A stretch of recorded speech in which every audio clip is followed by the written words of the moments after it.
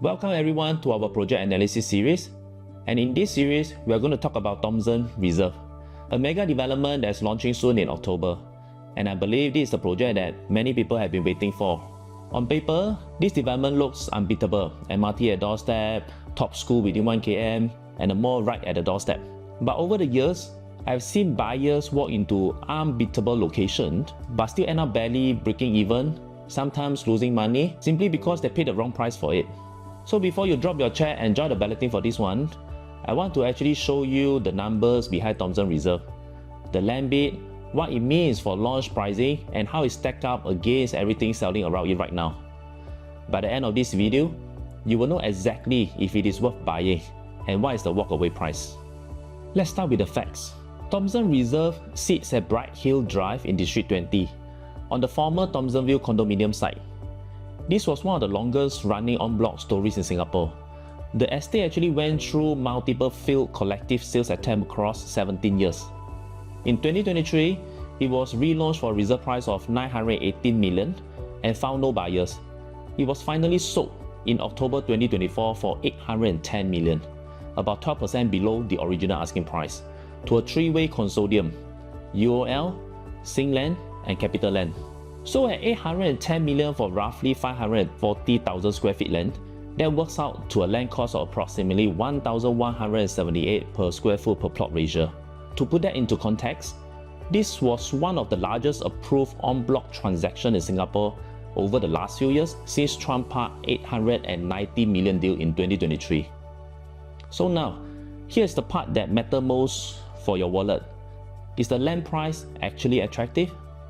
Compared to other 2025 to 2026 GRS sites and en-bloc land in the RCR and OCR, 1,178 per square foot per plot ratio is actually on the lower end for a site this well located. Several recently GRS land sold in RCR like Dover Rise, Tanjong Rhu have been actually sold at 25 to 30% higher, in the region of 1,450 to 1,550 per square foot per plot ratio. So Thomson land basis gives the developer more room to breathe. But however, this doesn't mean that cheaper price for you. Developer will still price it to the market. But the good news is they have more pricing flexibility.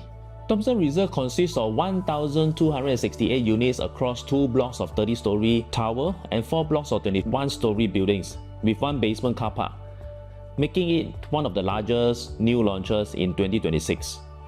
It is 99 years development, jointly developed by the 3 big players that we mentioned previously, and the parking provision is actually 80%, so total about 1,014 lots. And notably, this development there's no 1 bedroom, just like what we have seen in the past few launches. That is actually a smart move since 1 bedroom in this part of the town historically underperformed compared to the bigger units. And location-wise, it is as good as it gets in the RCR. Upper Thomson MRT is essentially at the doorstep. Thomson Plaza is downstairs, and the neighborhood's famous eateries are just a short walk away.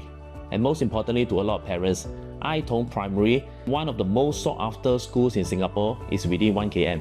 So the bones of this project are strong. The question is whether the price you'll be asked to pay for these bones makes sense.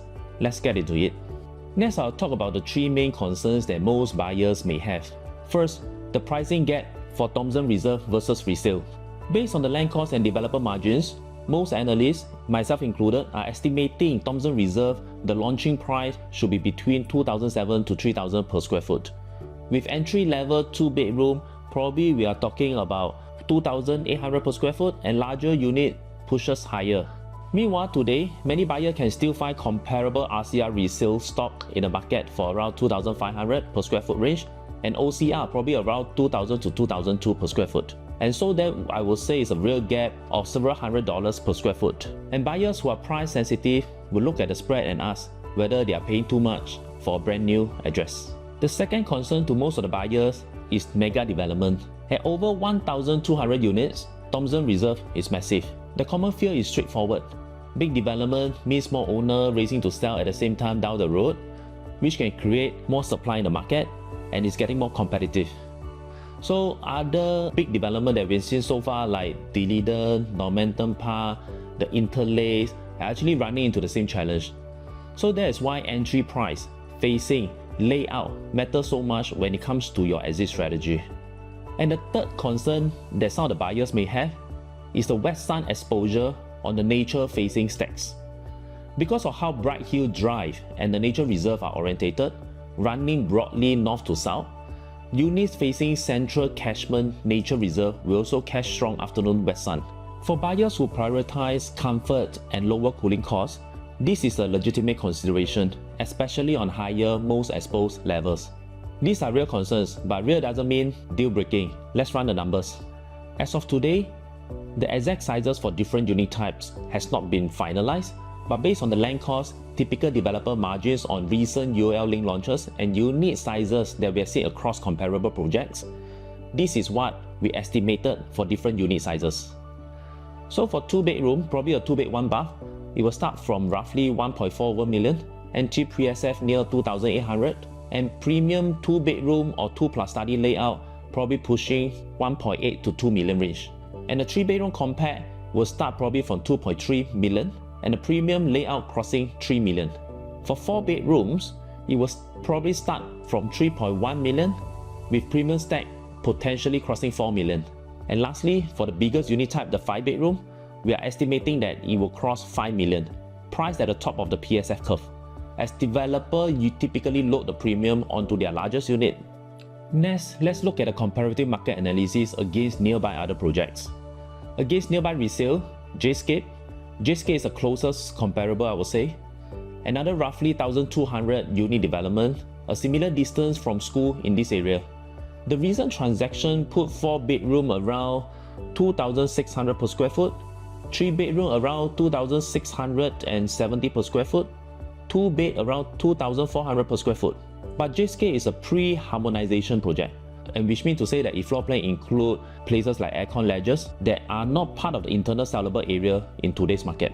Adjusting for that roughly 10% harmonization gap, Jadescape effective per square foot, I would say, is about 2,600 to 2,700 for 2-bedders and around 2,900 for 3 and 4-bedders.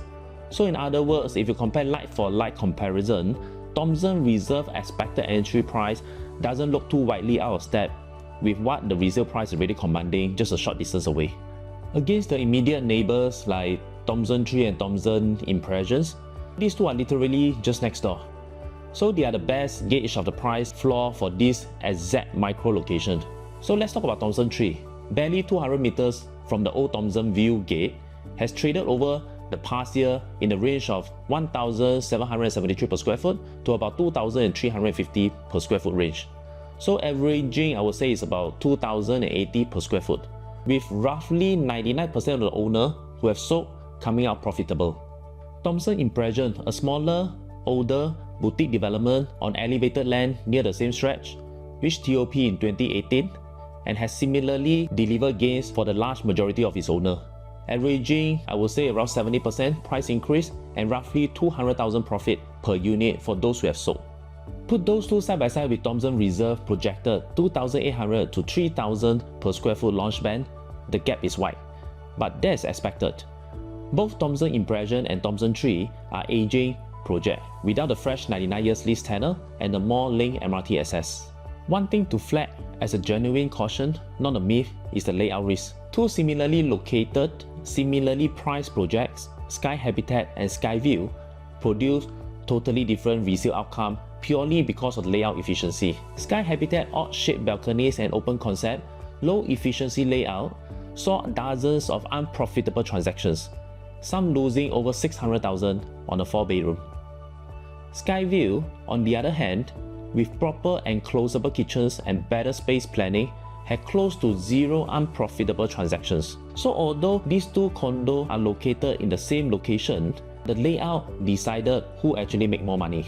So this is actually why floor plan selection and Thomson Reserve, once released, will matter as much as the entry price itself. So next, I will talk about the three main reasons why buyers will be attracted to Thomson Reserve. The first one, structural scarcity. This is the strongest argument for Thomson Reserve. There's been essentially no new condo supply in this immediate stretch of Upper Thomson for years. And there's no competing private launch expected inside 1 km radius at least throughout 2030. So when an area close to zero new supply, buyers are forced into shrinking resale pool, which pushes resale price to go up as well. One of the best examples I would say is near to Ang Mo Kio area, the cluster around Panorama, which has shown effectively zero unprofitable transactions over the past decade, with some units even crossing $1 million profit. The second reason is the school factor and rentability. With Tong Primary sitting within 1 km radius, I would say this is actually one of the most consistent value support factors in District 20.